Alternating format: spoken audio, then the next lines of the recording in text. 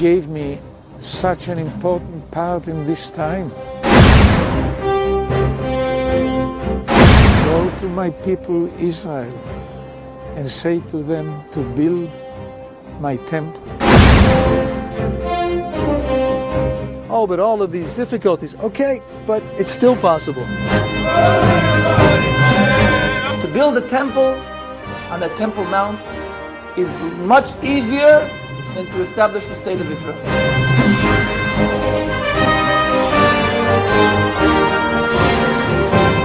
So at first, they started developing the simple vessels, the vessels needed for the incense and the offerings.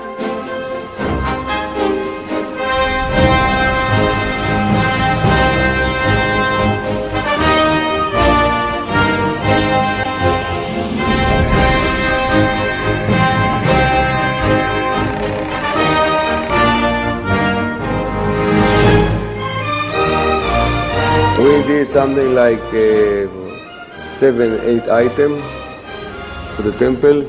We have a list of 99 items to do. And we will now start to be in a hurry to succeed to do all the items before the temple will be. At the same time, they were creating the musical instruments, the harp, the lyre,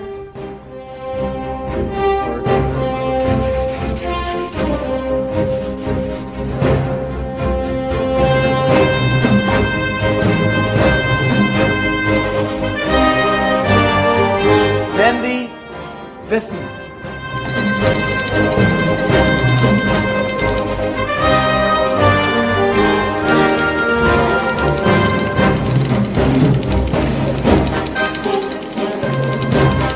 And this menorah is a $3 million menorah. It's made of 42 kilos of pure 24 karat gold.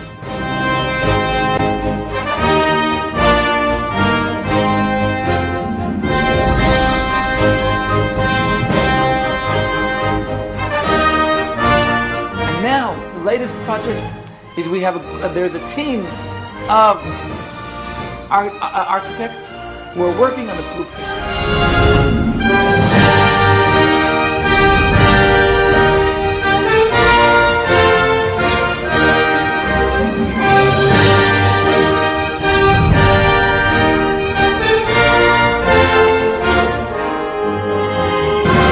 For me, we start now to feel like the Masech is coming, or not, the time of the temple is coming.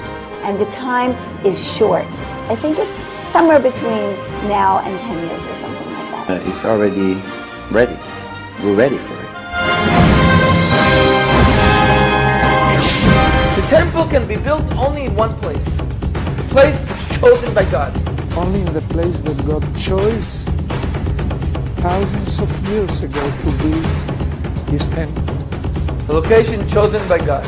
On the same lines God chose a location. of the first and the second temple. The location that God chose is the mountain of Moriah.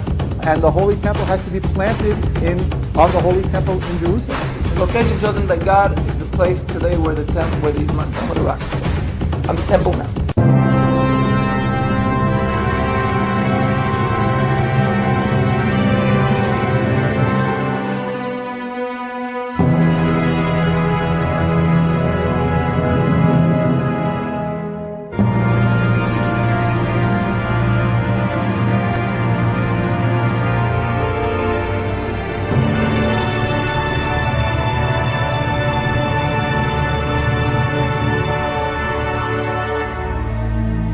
And that issue is not acceptable by many Muslims or many Palestinians or many Arabs. The Dome of the Rock to the Muslims, it's a very holy shrine, very holy place. They think from there where Muhammad ascended to heaven. I believe that the temple will be rebuilt again. I believe the Bible does indicate that they will rebuild the temple. There's no doubt that the temple is going to be built on the Temple Mount. It's circumstances become right, they can accomplish it. If they decide to do it, and if the circumstances were to become right, then they can do it. I mean, says that there are 9 chapters that we've got to do something with.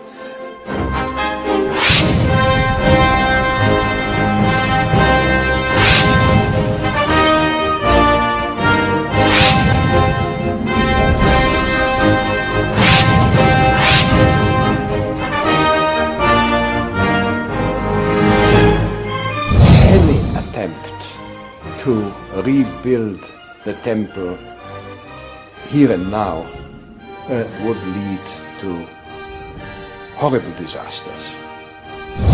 Would lead to a kind of what they call intifada or revolt or maybe war and so on. In the Arab world, in all the Muslim countries, in Pakistan, in Indonesia, in Afghanistan, in Egypt, in Syria, there will be a big movement. Maybe the Islamic Organization Conference, which have 70 countries, might do something. With the cost of an awful lot of Israeli and Arab lives, too, that are lost in the war.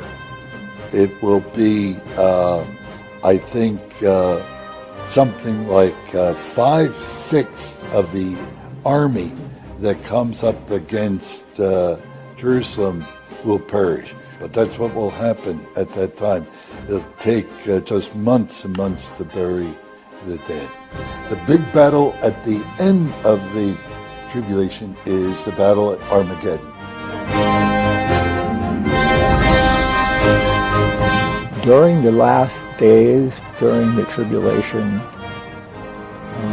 actually before the Lord comes, there will be a change. I think the building of the temple signals things are coming to an end very, very quickly.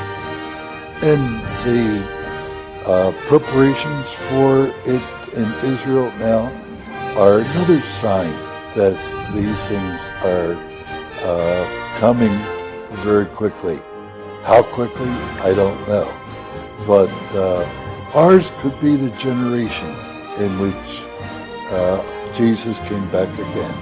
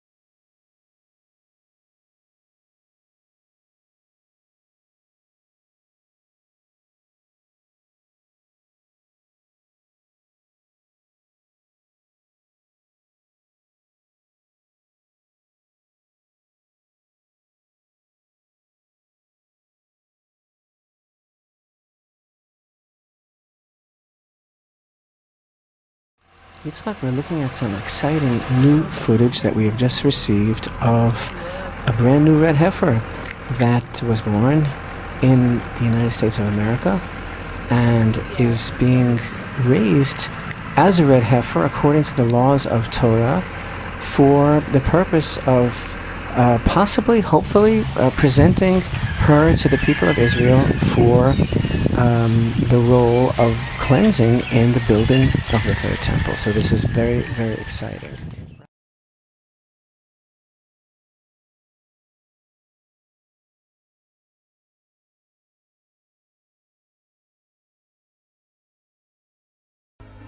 The Ark was buried under the Temple of Solomon in an underground tunnel and thought lost forever, until now.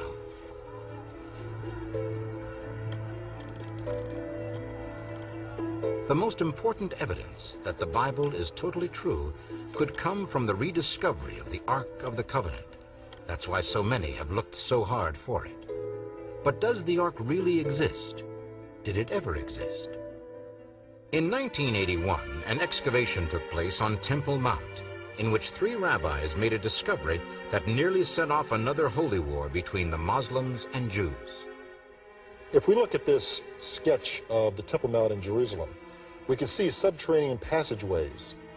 Superimposing upon this a model of the temple, the Jewish historical sources tell us that there was a chamber of wood, or a wood pen, underneath which was a secret chamber that King Josiah deposited the Ark of the Covenant in shortly before the destruction of the temple by the Babylonians. In 1981, 3 rabbis entered through Warren's Gate, one of the original entrances to the Temple Mount. They tunneled through and came to an area in which they claim they now have direct knowledge of the exact location of the Ark of the Covenant. Do you believe that some of the temple treasuries... Yehuda Getz, chief rabbi of the Western Wall, was one of the tunnelers in 1981. Rabbi Getz states that he has found the Ark of the Covenant and its contents, including the tablets containing the original 10 Commandments, hidden for over 2,500 years in the secret vault beneath the temple. These incredible discoveries were also witnessed by Rabbi Shlomo Goren. We were excavating under the Temple Mount in Jerusalem when we came to an underground room in the direction of the Holy of the Holies. And it was the Ark of the Covenant that Moses placed the 10 Commandments in, but when we came close to the Holy of the Holies, the Arab management of the Temple Mount decided to stop our diggings, and they erected a wall in order to stop us from getting to the Holy Ark.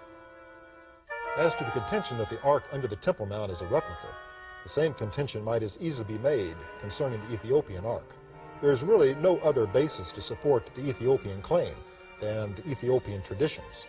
And in fact, there are a great many replicas of the Ark throughout the churches in Ethiopia that preserve this tradition. The evidence rather strongly supports the real Ark being under the Temple Mount. One of the most events on the horizon today is the emergence of a temple being rebuilt in Jerusalem. This is the third of 3 major events in Israel: the reestablishment of the nation Israel, the regaining of biblical Jerusalem by Israel, which happened in 1967, and now they are preparing to build the temple. This whole event is all tangled up with their messianic expectation, and to a biblical scholar, it's one of the most exciting things on our horizon. There's over 100 different passages in the Bible that talk about a future temple. We know that Israel's getting ready to build such a temple. There's over 500 priests that are now in training in the ancient Levitical sacrifice system. We know that millions of dollars has been set aside.